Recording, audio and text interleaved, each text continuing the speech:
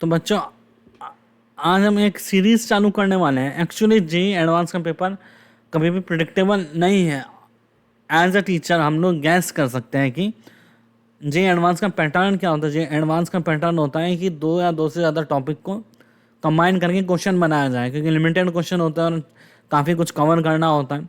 तो ये JEE advance का फ्लेवर होता है। तो इस फ्लेवर के जितने भी एनसीईआरटी में टॉपिक्स हैं या फिर एडवांस से रिलेटेड जो भी टॉपिक्स हैं जिससे एडवांस में पेपर आने के चांसेस है, उसको हम इस सीरीज़ में कवर करेंगे।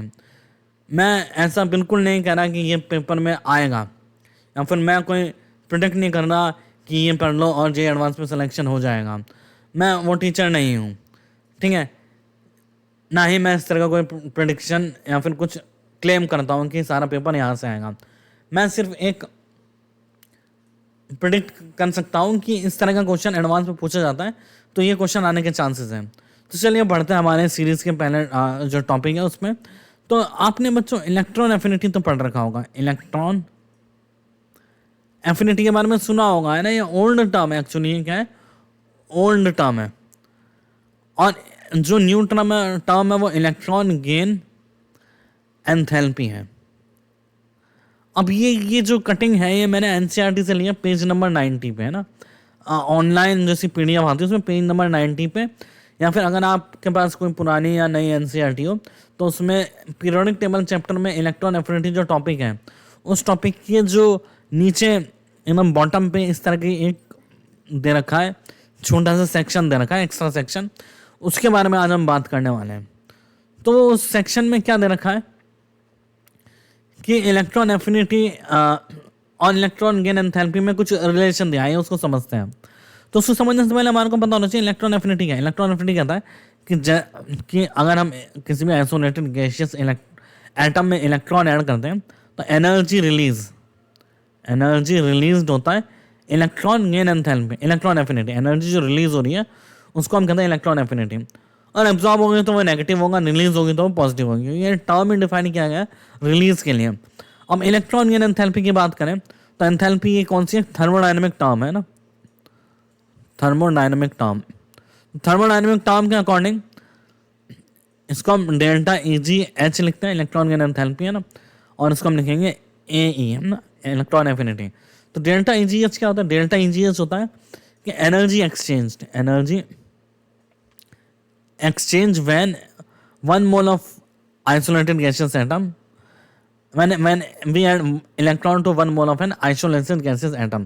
तो अगर थर्मोडायनेमिक्स के अकॉर्डिंग अगर एनर्जी रिलीज हो रही है तो उसको हम नेगेटिव लेते हैं, और एनर्जी एब्जॉर्ब हो रही है तो उसको क्या लेते हैं हम, पॉजिटिव।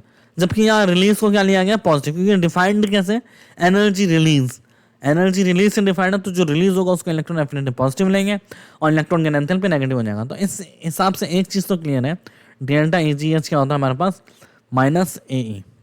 ठीक है, ये तो हम जानते हैं डेल्टा EGH कितना होता है, -AE, इलेक्ट्रॉन एफिनिटी। अब जरा देखिए इस लाइन में क्या लिखा है, जो कटिंग है जो मैंने एनसीईआरटी से ली है उसमें क्या लिखा है, in many books the negative of the enthalpy change of the process depreciated in the equation. ये इक्वेशन दी है x से x 3.3 इक्वेशन है, is defined as electron gain enthalpy. तो नेगेटिव ऑफ एंथैल्पी चेंज, इस प्रोसेस में जो negative of enthalpy change उसको क्या कहा है, इलेक्ट्रॉन एफिनिटी। इलेक्ट्रॉन एफिनिटी की बात सिर्फ इस कटिंग में ही किया उसने, ऑफ एटम अंडर कंसिडरेशन, ठीक है। तो इलेक्ट्रॉन गेन एंथैल्पी को माइनस इलेक्ट्रॉन एफिनिटी बोला है। If energy release when an electron is added to the atom the electron affinity is taken an positive. और अगर एनर्जी रिलीज हुई है किसी भी एटम में इलेक्ट्रॉन ऐड करने से तो इलेक्ट्रॉन एफिनिटी को क्या लेते हैं, positive, contrary to the thermodynamic convention. If energy has to be supplied to an electron,